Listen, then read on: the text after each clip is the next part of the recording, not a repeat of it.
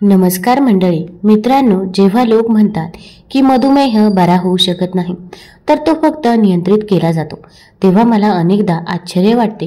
ही पूर्णपणे चुकीची धारणा आहे. मी हे फक्त 2 पुस्तके वाचून सांगत नाही. मी माझ्या आधी लोकांचा मधुमेह बरा होताना स्वतः पाहिला आहे. ते त्यांची सर्व औषधे घेऊ शकत नाही आणि डॉक्टर त्यांना म्हणतात, आता तुम्ही पूर्णपणे बरे आहात. असे नाही की त्यांनी फक्त उपवास केला, त्यांच्या खाण्याच्या सवयींकडे लक्ष दिले आणि त्यांचा मधुमेह 3 किंवा 4 महिन्यांत बरा झाला. प्रथम लक्षात ठेवा की मधुमेह हा आजार नाही, तो एक आहाराचा विकार आहे. तो आहाराच्या विकारामुळे होतो आणि जर तुम्ही तुमच्या खाण्याच्या सवयी सुधारल्या तर तो बरा होऊ शकतो. तुम्हाला कदाचित अजून विश्वास बसणार नाही, म्हणून ते वापरून पहा आणि काय होते ते पहा.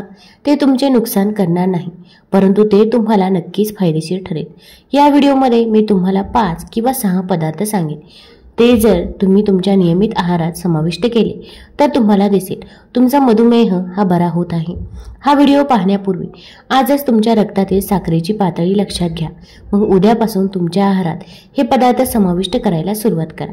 3 महिन्यानंतर तुम्हाला तुमच्या रक्तातील साखरेची पातळी सामान्य होताना दिसेल. हे पदार्थ तुम्हाला इतरत्र कुठेही सापडणार नाहीत. ते तुमच्या आजूबाजूला सर्वत्र असतात. आपण ते नियमितपणे खात नाही.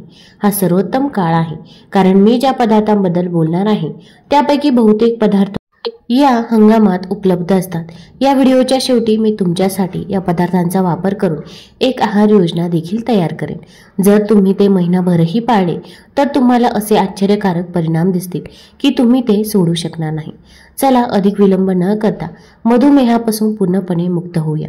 नमस्कार मित्रांनो, ऑलराऊंडर या मराठी यूट्यूब चॅनलवर तुमचं मनापासून स्वागत आहे. तुम्ही चॅनलमध्ये नवीन असाल तर चॅनल लाईक करा आणि सबस्क्राईब देखील करा. तसेच व्हिडिओ स्किप न करता शेवटपर्यंत जरूर बघा, जेणेकरून तुम्हाला देखील ही उपयुक्त माहिती मिळेल. मित्रांनो, मधुमेह बरा करण्यात खूप मदत करणारा पहिला पदार्थ म्हणजे खास उन्हाळी भाजी, पेठा किंवा ज्याला आपण लाल भोपळा किंवा कस्टर्ड ॲपल असेही म्हणतात. त्याची 4 मुख्य कारणे आहेत. ही भाजी रक्तातील साखर लवकर कमी करते. पहिले कारण म्हणजे भोपळ्यामध्ये काही विशिष्ट संयुगे असतात जी आपोआप वाढलेली रक्तातील साखर कमी करतात. 2009च्या अभ्यासाप्रमाणे ज्यामध्ये संशोधकांना असे आढळून आले की भोपळ्यामध्ये ट्रॅक्स एडी असते, जे मधुमेहाचे मूळ कारण असलेल्या इन्सुलिन प्रतिरोधनास दुरुस्त करते, ज्यामुळे रक्तातील साखर सामान्य होते. दुसरे कारण म्हणजे भोपळ्याच्या भाजी बनवण्यासाठी वापरला जाणारा मुख्य मसाला म्हणजे मेथीचे दाणे. आणि तुम्हाला कदाचित आधीच माहीत असेल की मेथीची दाणे मधुमेहासाठी औषधापेक्षा कमी नाहीत. जर कोणी दररोज रात्री 1 चमचा मेथीचे दाणे थोड्या पाण्यात भिजवले आणि नाश्त्यापूर्वी पाण्यासोबत खाल्ले तर काही दिवसांतच रक्तातील साखर कमी होऊ लागते. मेथीच्या दाण्याशिवाय भोपळ्याची भाजी अपूर्ण आहे, म्हणून तुम्ही मेथीची दाणे भिजवले नसेल तरी जर तुम्ही नियमितपणे भोपळ्याची भाजी खाल्ली तर तुम्हाला मेथीच्या दाण्याचे साखर विरोधी फायदे देखील मिळतील. तिसरे कारण म्हणजे भोपळ्याच्या बिया. जेव्हा तुम्ही भोपळ्याची करी बनवता तेव्हा ते कधीही फेकून देऊ नका. आम्ही बाजारातून 1000 किलोच्या दराने भोपळ्याचे बियाणे वेगळी खरेदी करतो, पण जर तुम्हाला ते स्वयंपाक करताना मोफत मिळाले तर ते का फेकून द्यावे? भोपळ्याच्या बियांच्या फायद्यांची यादी मोठी आहे, परंतु विशेषतः रक्तातील साखरेसाठी अभ्यासातून असे दिसून आले आहे की भोपळ्याच्या बिया कोणत्याही स्वरूपात रक्तातील साखर कमी करतात. 2018 मध्ये 40 लोकांवर एक अभ्यास करण्यात आला ज्यांनी त्यांच्या आहारात भोपळ्याच्या बियांचा समावेश केला. त्यांच्या जेवणानंतर रक्तातील साखर 35% कमी झाली. भोपळ्याच्या बिया खूप प्रभावी आहेत कारण त्यात अँटीऑक्सिडंट्स असतात जे रक्तातील साखर वाढण्यापासून रोखतात. दुसरे म्हणजे ते उच्च गुणवत्तेच्या चरबीचे स्रोत आहेत आणि चरबीमध्ये रक्तातील साखर सामान्य करण्याची क्षमता असते. तिसरे म्हणजे त्यामध्ये फायबरचे प्रमाण देखील खूप जास्त आहे. फायबरबद्दल बोलताना मी तुम्हाला सांगते की हिरवा भोपळा रक्तातील साखरेसाठी अधिक फायदेशीर आहे, कारण आपण त्याची भाजी बनवताना त्याची सालही काढत नाही. कापण्यापूर्वी आपण ते पूर्णपणे धुतो, म्हणून तुम्ही हे समजून घेतले पाहिजे की प्रत्येक वेळी तुम्ही भोपळा खाता तेव्हा तुम्ही मधुमेहाचे औषध घेत आहात. भोपळ्याची भाजी बनवताना आपण घालत असलेली साखर टाळा. भोपळा नैसर्गिकरित्या गोड असतो. मधुमेहींनी तरीही साखर टाळावी.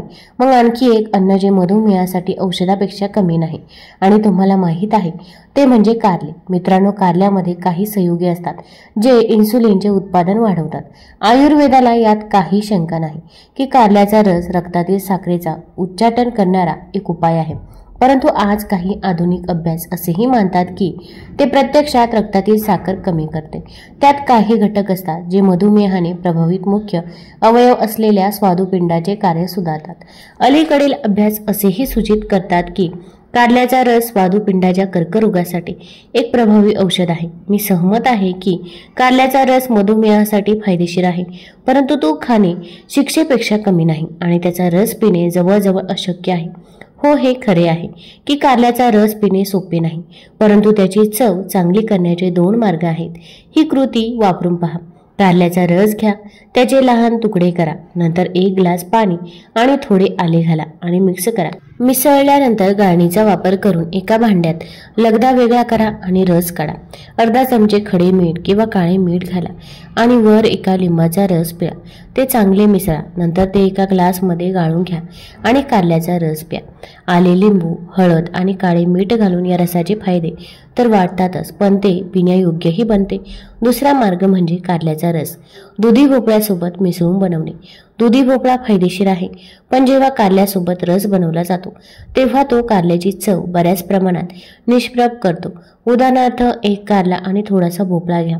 ते दोन्ही मिक्सरमध्ये घाला. अर्धा ग्लास पाणी घाला, कारण दुधी भोपळ्याचेही स्वतःचे पाणी असते, म्हणून फक्त अर्धा ग्लास पाणी घाला. आले, भाजलेले जिरे, काळे मीठ, पुदिन्याची पाने आणि लिंबाचा रस घाला आणि ते मिक्स करा. नंतर गाळून प्या. तुम्ही कारल्याचा रस पित आहात हे तुम्हाला कळणारही नाही. 2 महिने हा कारल्याचा रस प्या आणि तुमच्या रक्तातील साखर कशी कमी होते ते पहा. कारल्याचा रस पिण्याचा सर्वोत्तम वेळ म्हणजे नाश्त्याच्या अर्धा तास आधी किंवा दुपारच्या जेवणाच्या 1.5 ते 2 तास आधी. तुम्ही तो 1 तासानंतरही पिऊ शकता. कारल्याचा रस बनवताना तुम्हाला बिया काढून टाकाव्या लागतील किंवा कारल्याला एकत्र मिसळा. बिया काढून न टाकणे चांगले. बियांमध्ये अनेक पौष्टिक गुणधर्म आहेत. त्यांना एकत्र मिसळा आणि तुम्ही ते मोफत गाळून घेऊ शकता. कारल्याचा रस बनवताना फक्त एक गोष्ट लक्षात ठेवा. कच्च्या दुधीचा थोडासा भाग खा आणि तो कडू नाही याची खात्री करा. कारल्याची भाजी नेहमीच आपल्या घरात बनवली जाते. बडीशेप मोहरीच्या तेलात मिसळली जाते आणि शेवटी त्यात लिंबाचा रस टाकला जातो, ज्यामुळे कारल्याचा कडूपणा कमी होतो. पण बडीशेप आणि लिंबाचा रस अधिक फायदे देतात. मसूर सोबत थोडी कारल्याची भाजी चांगली असते आणि ती खावी. तिसरी गोष्ट म्हणजे काजू आणि बिया. मित्रांनो, जेवणादरम्यान काहीतरी खावेसे वाटते तेव्हा तुम्ही काय खाता? बहुतेक लोक बिस्किटे किंवा भुजिया, चिप्स सारख्या गोष्टी खातात किंवा काही लोक थेट झोमॅटो किंवा स्विगीवरून ऑर्डर करतात. अशा प्रकारे या छोट्या चुका मधुमेह बरा होण्यापासून रोखतात. पण अशा वेळी जर तुम्ही काजू, लोणी, फळे किंवा बिया खाल्ल्या तर ते तुमची भूक तर भागवेलच, पण रक्तातील साखरही कमी करेल. हे काही उदाहरणांनी समजून घेऊया. उदाहरणार्थ, कमळाच्या बिया म्हणून ओळखले जाणारे मखाना जर तुपात हलके भाजून खाल्ले तर ते इतके कुरकुरीत होते की चिप्सही फिक्कट दिसतील. सर्वात महत्त्वाची गोष्ट म्हणजे अभ्यासानंतर असे दिसून आले आहे की रक्तातील साखर कमी करण्यासाठी मखाना हा एक उत्तम पदार्थ म्हणून ओळखला जातो. दुसरा पर्याय म्हणजे 2 केळ्यांसह 10 काजू खाणे. यामुळे तुमचे पोट भरेल, पण तुमच्या रक्तातील साखर वाढणार नाही. केळी आणि मित्रांनो, मधुमेहात फक्त केळीच नाही तर तुम्ही खजूर आणि आंबे देखील खाऊ शकता. ही एक मोठी चुकीची रचना आहे. साखर ही नैसर्गिक साखर आहे. निसर्गाने फळांमध्ये अँटीऑक्सिडंट्स आणि एन्झाईम जोडले आहेत आणि ते फायबरने देखील भरलेले असतात. म्हणूनच जेव्हा आपण फळे खातो तेव्हा शरीर ते सहजपणे चयापचय करते, ज्यामुळे साखर वाढण्यापासून रोखले जाते. खरं तर निसर्गोपचार करणारे डॉक्टर फळांना मधुमेहासाठी बरे करणारे पदार्थ म्हणून वर्गीकृत करतात. आणखी एक लक्षात घेण्यासारखी गोष्ट म्हणजे आपण केळ्यासह 10 काजू खाल्ले. काजू हे चरबीचे निरोगी स्तोत्र आहे आणि आपण पाहिले आहे की निरोगी चरबीमध्ये रक्तातील साखर कमी करण्याचा गुणधर्म असतो. तुम्ही ही माहिती आणखी चांगल्या प्रकारे समजू शकता. म्हणून केळीमुळे रक्तातील साखरेमध्ये झालेली थोडीशी वाढ काजूमुळे रोखता येईल. त्याचप्रमाणे तुम्ही मूठभर शेंगदाण्यांसह सफरचंद खाऊ शकता किंवा सफरचंदाच्या कापांवर पीनट बटर लावू शकता. मुळात नाश्ता म्हणून फळे आणि काजू खा. तुमची रक्तातील साखर वाढणार नाही तर कमी होईल. आधुनिक विज्ञान स्पष्ट आहे की काजू, नट बटर, बिया, कमळाच्या बिया असोत किंवा भोपळ्याच्या बिया असोत, बिया आळशीच्या बिया असोत, सब्जाच्या बिया असोत किंवा चियाच्या बिया असोत, सर्व रक्तातील साखर कमी करण्यास मदत करतात. मुख्य गोष्ट अशी आहे की जेव्हा जेव्हा तुम्हाला दिवसाच्या मध्यभागी भूक लागते तेव्हा भुजिया, खारट बिस्किटे इत्यादी वगळा आणि फळांसह काजू खा. काही दिवस या बिया वापरून पहा. तुमच्या रक्तातील साखरेने तुम्हाला आश्चर्य वाटेल. पुढे मित्रांनो, लेडी फिंगर आहे. उन्हाळ्यात मोठ्या प्रमाणात उपलब्ध असलेली लेडी फिंगर ही भाजी केवळ चवदारच नाही तर रक्तातील साखर कमी करण्यास देखील खूप उपयुक्त आहे. हे फक्त मीच नाही, आधुनिक अभ्यासही हेच सांगत आहे. 2018च्या एका अभ्यासात असे आढळून आले आहे की भेंडीमध्ये काही कार्बोहायड्रेट्स असतात ज्यांना शास्त्रज्ञ शक्तिशाली अँटी डायबेटिक संयुगे मानतात. शिवाय भेंडीमधील फ्लेव्हनॉल्स साखर कमी करण्यासाठी खूप प्रभावी आहेत. त्यानंतर 2021 मध्ये एका अभ्यासात असे दिसून आले की भेंडीच्या आत असलेल्या लहान लहान बिया, पांढऱ्या बियांचे मधुमेहासाठी महत्त्वपूर्ण फायदे आहेत. असंख्य प्राण्यांवर अभ्यास केले गेले आहेत आणि त्या सर्वांमध्ये भेंडीचे मधुमेहाविरोधी परिणाम स्पष्टपणे दिसून आले आहेत. मानवी अभ्यासासाठी जास्त वेळ वाट पाहू नका. फक्त आठवड्यातून 2 किंवा 3 वेळा मोहरीच्या तेलात शिजवलेली भेंडी खाण्याची खात्री करा. मित्रांनो, पुढचे अन्न इतके शक्तिशाली आहे की फक्त ते एक अन्न 3 महिन्यात तुमचा मधुमेह पूर्णपणे उलट करू शकते. ते अन्न म्हणजे बाजरी. आता हे जाणून घेतल्यानंतर फक्त 2 गोष्टी होऊ शकतात. तुमचा मधुमेह बरा होणार नाही. एक तर तुम्हाला विश्वास बसणार नाही की फक्त बाजरी खाल्ल्याने तुमची रक्तातील साखर कशी सुधारते, किंवा तुम्हाला हवे असेल तरीही तुम्ही बाजरी खाऊ शकणार नाही. नंतरचे बहुतेकदा असेच असते. आपल्याला गहू आणि तांदूळ खाण्याची इतकी सवय झाली आहे की आपण आपल्या नियमित आहारात बाजरी घालू शकत नाही. पण जर तुम्ही ठरवले की ठीक आहे, मी पुढील 3 महिने फक्त बाजरी खाईन, तर तुमचा मधुमेह बरा होईल. बाजरी म्हणजे काय तर लहान धान्य. बर्नयार्ड बाजरी, कोदो बाजरी, छोटी बाजरी, तसेच फॉक्सटेल बाजरी, ब्राऊन टॉप बाजरी ही नवीन धान्ये नाहीत तर भारतातील सर्वात जुनी धान्ये आहेत. ही 5 सर्वोत्तम बाजरी आहेत ज्यात धान्यामध्ये सर्वात कमी ग्लायसेमिक इंडेक्स आणि सर्वाधिक फायबर आहे. तुम्ही तांदूळ सहजपणे त्यांच्या जागी खाऊ शकता. बाजरी 6 तास भिजवणे खूप महत्त्वाचे आहे.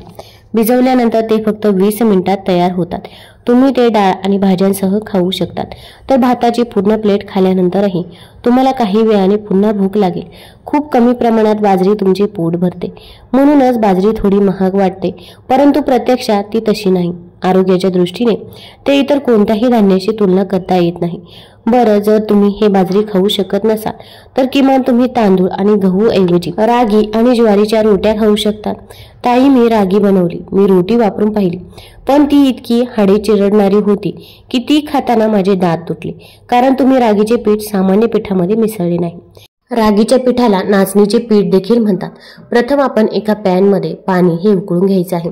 तुम्हाला एका पॅनमध्ये पुरेसे पाणी उकळून पीठ मळायचे आहे. पाणी उकळले की त्यात रागीचे पीठ मिसळा, गॅस बंद करा, झाकण ठेवा आणि 5 मिनिटे थंड होऊ द्या. नंतर या मिश्रणाने पीठ मळून घ्या आणि रोट्या बनवा. त्या खूप मऊ होतील. तुम्ही त्याच प्रकारे ज्वारीची रोटी देखील बनवू शकता. मित्रांनो, गव्हाच्या रोटीऐवजी रागी म्हणजेच नाचणी आणि ज्वारीच्या रोटी वापरण्याचा हा एक अतिशय व्यावहारिक मार्ग आहे. रागी आणि ज्वारी थंड असतात. या रोट्या वापरून पाहण्याचा हा सर्वोत्तम वेळ आहे. 2 ते 3 महिने गव्हाच्या रोटीऐवजी रागी आणि ज्वारीची रोटी खा. तुमची रक्तातील साखर कमी होईलच, पण तुमचे वजनही कमी होईल. यामुळे रक्तातील साखर कमी होईल आणि हाडे मजबूत होतील. रक्तातील साखर कमी करण्यासाठी ओट्स हे खूप चांगले धान्य आहे. ओट्समध्ये विरघळणारे आणि अघुलनशील दोन्ही फायबर असतात जे रक्तातील साखर कमी करतात. तुम्ही हे करू शकता. नाश्त्यासाठी ओट दालिया खा. बाजारात स्टील कट ओट्स उपलब्ध आहे. मुळात गव्हाच्या दालियाप्रमाणेच ही ओट दालिया एक भाजीची दालिया आहे. नाश्त्यात भाज्यांसोबत हे खा.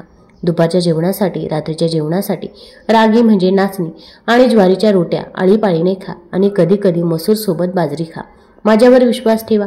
जर तुम्ही हे केलं तर एका महिन्याच्या आत तुम्हाला असे परिणाम दिसतील की तुम्हाला प्रश्न पडेल, मला हे आधी का माहीत नव्हते. मित्रांनो, मी तुम्हाला शेवटचं अन्न सांगण्यापूर्वी मी तुमच्यासोबत एक नैसर्गिक पूरक आहार शेअर करू इच्छिते, ज्याबद्दल आधुनिक विज्ञानालाही शंका नाही की ते आश्चर्यकारक आहे.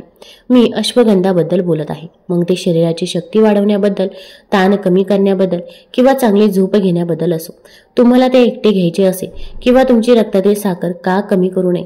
हो मित्रांनो, 24 वेगवेगळ्या अभ्यासांचा आढावा घेतल्यानंतर शास्त्रज्ञांनी असा निष्कर्ष काढला आहे की अश्वगंधा घेतल्याने रक्तातील साखर लक्षणीयरित्या कमी होते आणि इन्सुलिनचे उत्पादन वाढते. पण मी कोणत्या अश्वगंधाची शिफारस करतो? कोशवेदातील अश्वगंधा F43 कॅप्सूल वापरून पहा. ही अश्वगंधा वेगळी आहे आणि ती काढली जाते म्हणून चांगली आहे. ताजेपणाने ही एक आयुर्वेदिक प्रक्रिया आहे जी अश्वगंधा मुळाला आणखी शक्तिशाली बनवते. अश्वगंधा थोडी कडू चवीची असली तरी ती कॅप्सूल स्वरूपात असल्याने ती घेण्यास अडचण येणार नाही. सर्वोत्तम परिणामांसाठी 2 महिने झोपण्यापूर्वी कोमट दुधासोबत 2 कॅप्सूल घ्या. तुमच्या शरीराची ताकद आणि ऊर्जेच्या पातळीत फरक जाणवेल. आता आपण शेवटच्या अन्नाबद्दल बोलूया, ज्याची आपण आधी चर्चा केली आहे, पण ते खूप फायदेशीर असल्याने ते दुर्लक्षित करता येणार नाही. ते सॅलड आहे. मित्रांनो, जर तुम्ही दुपारच्या जेवणापूर्वी आणि रात्रीच्या जेवणापूर्वी 1 प्लेट सॅलड खाण्याची सवय लावली तर तुमच्या रक्तातील साखर 47 ने कमी होईल. सर्वप्रथम, कच्च्या भाज्यांचा ग्लायसेमिक इंडेक्स इतर सर्व पदार्थांमध्ये सर्वात कमी असतो. दुसरे म्हणजे जेव्हा आपण जेवणापूर्वी सॅलड खातो तेव्हा त्यातील फायबर आपल्या आतड्यांमध्ये एक संरक्षक जाळी तयार करतो, ज्यामुळे आपण खाल्लेल्या ब्रेड आणि भाज्या हळूहळू रक्तप्रवाहात शोषल्या जातात. हे केवळ रक्तातील साखर वाढण्यापासून रोखत नाही, तर आपल्याला बराच काळ पोट भरलेले ठेवते. मधुमेहात विशेषतः आपल्याला खूप भूक लागल्यामुळे आपण प्रथम सॅलड खावे. काकडी, मुळा, कोबी इत्यादी लिंबू, मीठ आणि मिरपूड घालून खाणे खूप फायदेशीर आहे. प्रथम 1 प्लेट सॅलड खा आणि नंतर रात्रीच्या जेवणाला जा. रात्रीच्या जेवणापूर्वी कांद्यांचे सॅलड खा. मित्रांनो, कच्च्या लाल कांद्यामध्ये असे संयुगे असतात जे काही तासांत रक्तातील साखरेची पातळी कमी करू शकतात. एका अभ्यासात 84 मधुमेही रुग्णांनी जेवणापूर्वी 100 ग्रॅम कांद्यांचे सॅलड देण्यात आले आणि 4 तासात त्यांच्या रक्तातील साखरेमध्ये 40 अंकांची घट झाली. म्हणून रात्रीच्या जेवणापूर्वी कांद्यांचे सॅलड आणि दुपारच्या जेवणापूर्वी भाज्यांचे सॅलड खाण्याची खात्री करा. यामुळे विविधता मिळेल आणि रक्तातील साखर कमी होईल. चला आता आपण चर्चा केलेल्या पदार्थांचा वापर करून आहार योजना तयार करूया. सकाळी नाश्त्याच्या अर्धा तास आधी तुम्ही कारल्याचा रस दुधासोबत किंवा तुम्हाला आवडणाऱ्या इतर कोणत्याही पर्यायासोबत पिऊ शकता. जर तुम्हाला कारल्याचा रस बनवता येत नसेल तर तुम्ही रात्रभर भिजवले 1 चमचा मेथीची दाणे देखील खाऊ शकता. नंतर नाश्त्यासाठी भाज्यांसह ओटची दालिया बनवा. दुपारच्या जेवणापूर्वी भाज्यांचे कोशिंबीर खा. दुपारच्या जेवणात नाचणी किंवा ज्वारीची रोटी खा. तसेच राजमा, चणे किंवा कोणत्याही मसूर सोबत किंवा मग भेंडी आणि पेठासारख्या भाज्या निवडा. संध्याकाळी जेव्हा तुम्हाला भूक लागेल फळांसोबत काजू खा. जेवण करण्यापूर्वी कांद्याची कोशिंबीर खा. रात्रीच्या जेवणासाठी कधीकधी बाजरीची खिचडी किंवा नाचणी ज्वारीच्या रोटीसोबत तुम्ही मसूर आणि भाज्या खाऊ शकता. फक्त हा आहार पाळा. मधुमेह 3 महिन्यात बरा होणे अशक्य आहे. तुम्हाला माहित आहे, मधुमेह बरा करणे कठीण गोष्ट नाही. समस्या तेव्हा उद्भवते जेव्हा आपण 1 किंवा 2 दिवस काळजीपूर्वक खातो, परंतु नंतर बाहेरून त्याच गोष्टी खाण्यास सुरुवात करतो. पण जर तुमच्यापैकी कोणी ठरवले की मी 3 महिने हा आहार पाळेन तर काम झाले. मित्रांनो, तुम्हाला जर हा व्हिडिओ आवडला असेल तर चॅनल लाईक करा, सबस्क्राईब करा आणि आपल्या मित्रपरिवारासोबत जरूर शेअर करा. धन्यवाद.